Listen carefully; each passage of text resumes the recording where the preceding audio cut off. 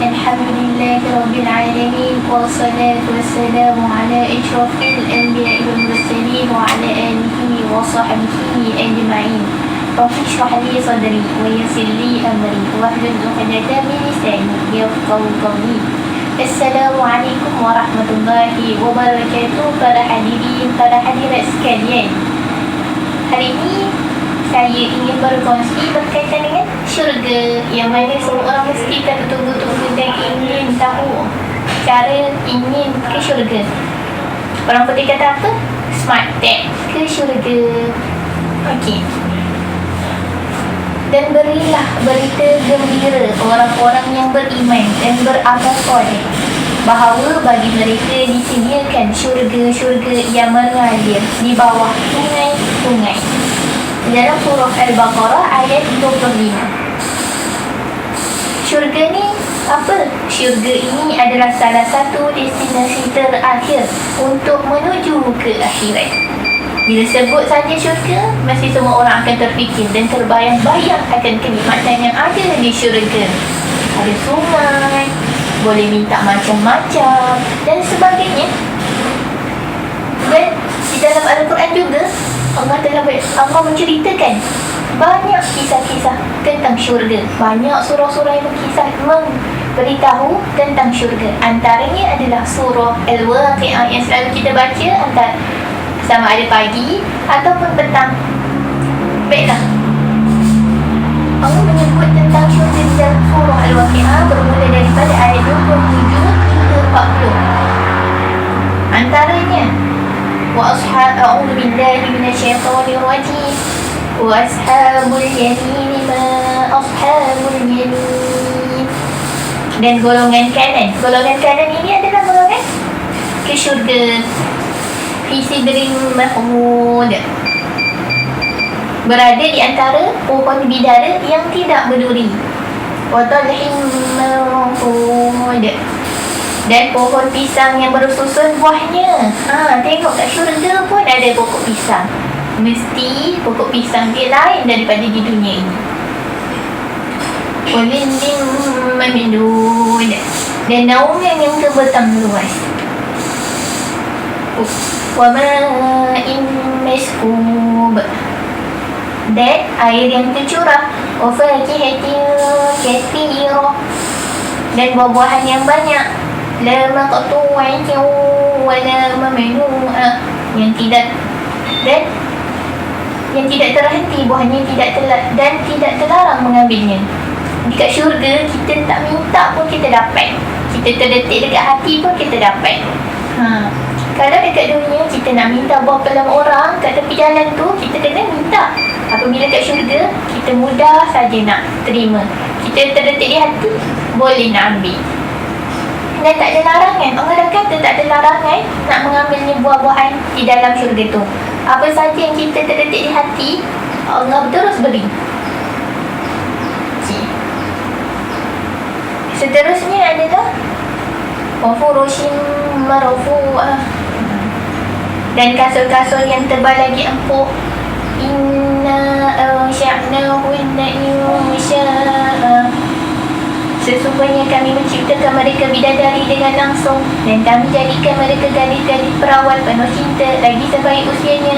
Kami ciptakan mereka untuk golongan kanan, iaitu golongan besar dari orang-orang yang terdahulu, dan golongan besar pula dari orang-orang yang kemudian. Subhanahu wa ta'ala menciptakan syurga ini, ya Allah. Kita tak dapat terbayang, tak dapat terfikir nikmat-nikmat yang ada kat syurga itu. Kata Nabi, syurga ini tak boleh digambarkan dengan bentuk bayangan ataupun fikiran manusia.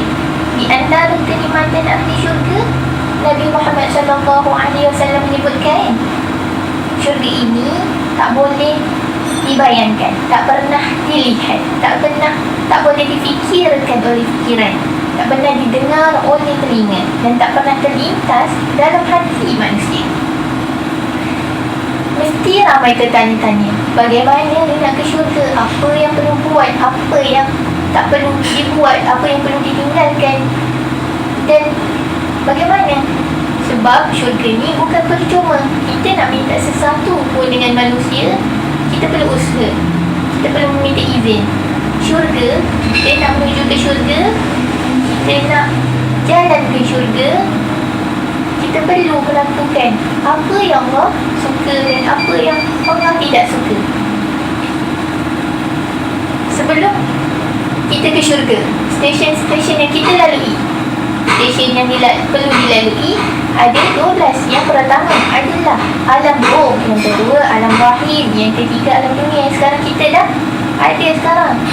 Yang pertama kita dah lalui, yang kedua kita dah lalui, yang ketiga alam dunia kita dah lalui. Seterusnya yang keempat alam barzakh. Yang mana alam barzakh ini apabila orang mati dia akan merasai. Kalau nak mati, kalau nak rasa dan mati dulu. Sekarang kita kat dunia, kita tak rasa lagi. Yang keempat. Yang kelima adalah alam akhirat. Yang keenam padang mahsyar. Yang ketujuh syafaat. Yang ke-8 hisab amalan. Dan ke-9 menerima buku catatan amalan. Ke-10 al-mizan. Ke-11 telaga kausar. Di mana telaga kausar ini kita akan, telaga kausar ini Nabi akan tunggu di telaga kausar itu. Ke-12 yang terakhir adalah titian sirat. Yang mana titian sirat ini adalah jalan untuk menuju ke syurga. Di antara 12 stesen ini, kita dah lalui 3 stesen. Yang pertama alam roh, yang kedua alam rahim, yang ketiga alam dunia. Ketiga-tiga ini kita dah lalui. Selebihnya kita belum lalui. Banyak lagi kita nak lalui untuk menuju ke syurga tu. Jadi untuk ke syurga ini bukan dengan secara percuma, bukan dengan senang lenang mudah untuk kita masuk syurga tanpa membuat apa-apa. Cara-cara nak menuju ke syurga ada 3. Yang pertama ini seharusnya apabila kita melakukan ketiga-tiga ini, maka mudahlah jalan kita untuk menuju ke syurga. Yang pertama, menjaga hubungan dengan Allah Subhanahu Wa Taala. Kita pernah dengar, kita selalu dengar hablum minallah, hablum minan nas. Menjaga hubungan dengan Allah, menjaga hubungan dengan manusia. Menjaga hubungan dengan Allah ini yang mana kita melaksanakan perkara yang Allah perintahkan, perkara yang Allah suka, perkara yang Allah kata buat dapat pahala, dan meninggalkan perkara yang dilarang. Perkara yang dilarang ini seperti mencuri, merompak, membuang anak, berzina dan sebagainya. Perkara-perkara yang dibenci oleh Allah ini sepatutnya kita tinggal. Antaranya perkara-perkara yang Allah minta kita buat adalah solat. Solat ni apabila kita lakukan solat, maka ia dapat mencegah kita daripada melaksanakan kemungkaran dan menjauhi kemungkaran itu. Solat 5 waktu ini antara amalan yang akan dihisab di akhirat nanti adalah solat.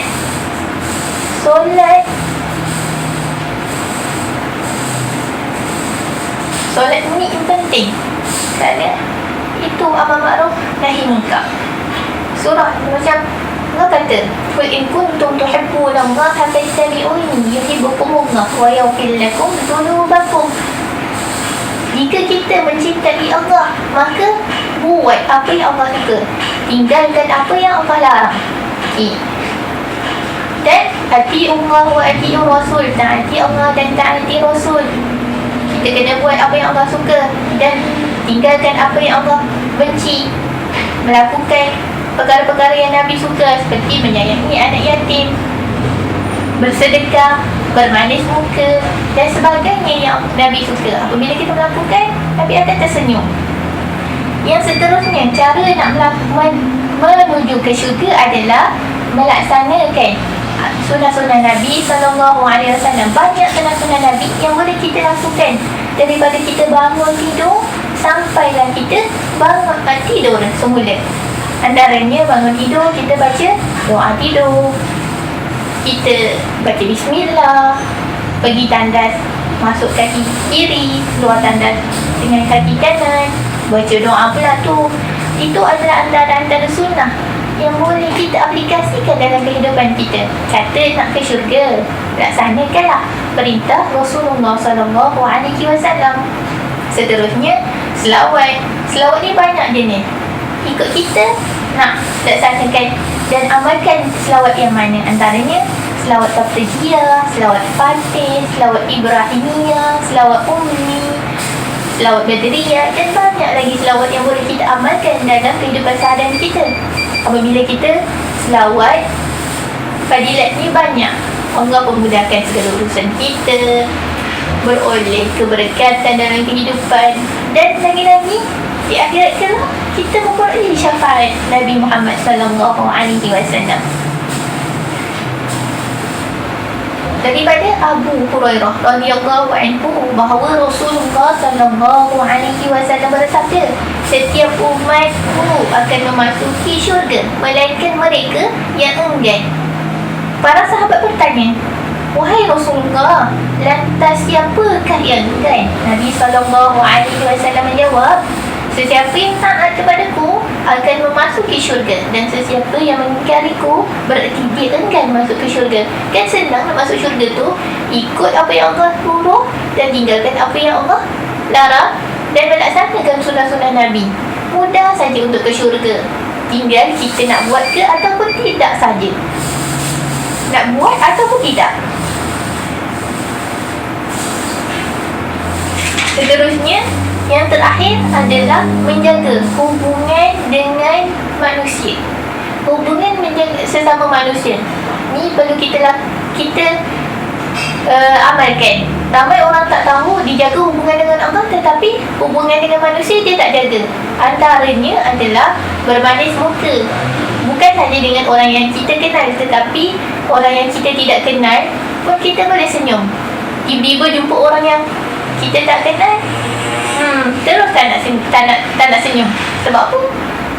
Bukannya aku kenal dia pun, buat apa aku senyum? Nanti dia perasan pula. Tak boleh macam tu. Dan memberi salam kepada orang lain. Memberi salam ini juga dianjurkan oleh Nabi Muhammad SAW. Memberi salam ini dapat pahala, menjawab pun dapat pahala.